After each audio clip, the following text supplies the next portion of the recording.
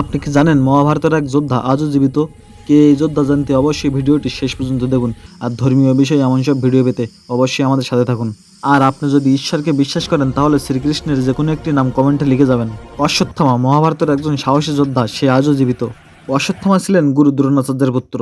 কুরুক্ষেত্রের যুদ্ধ শেষে তিনি পঞ্চপাণ্ডবদের 5 পুত্রকে হত্যা করেন এবং উত্তরার গর্ভে থাকা অভিমন্যুর পুত্রকেও হত্যা করার চেষ্টা করলে কৃষ্ণ তাকে অভিশাপ দেন। ভগবান শ্রীকৃষ্ণ অশ্বত্থামার কপালের মণি কেড়ে নিয়ে তাকে অমরত্বের অভিশাপ দিয়েছিলেন। ভগবান শ্রীকৃষ্ণ বলেন, হাজার হাজার বছর ধরে তুমি যন্ত্রণায় পৃথিবীতে ঘুরে বেড়াবে, কিন্তু কখনোই তোমার মৃত্যু হবে না। আর কৃষ্ণের এই অমরত্বের অভিশাপ নিয়েই নাকি অশ্বত্থামা আজও পৃথিবীতে বেঁচে আছেন। ভারতের মধ্যপ্রদেশের বুরহানপুর শহর থেকে 20 কিলোমিটার দূরে উঁচু পাহাড়ে রয়েছে আশিসগড়ের কেল্লা।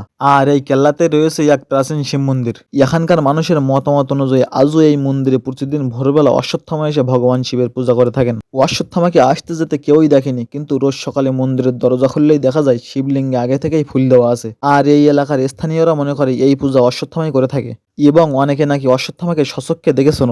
যারা দেখেছেন তারা বলেন অশ্বত্থামার মাথা দিয়ে নাকি সর্বদা রক্ত ঝরতে থাকে এবং শরীরে পোকামাকড় চলাফেরা করে। অনেকের মতামত অনুযায়ী অশ্বত্থামা নাকি আজও কৃষ্ণের অভিশাপ মাথায় নিয়ে পাহাড়ের ঘন জঙ্গল ও শিব মন্দিরের আশেপাশে ঘোরাফেরা করেন।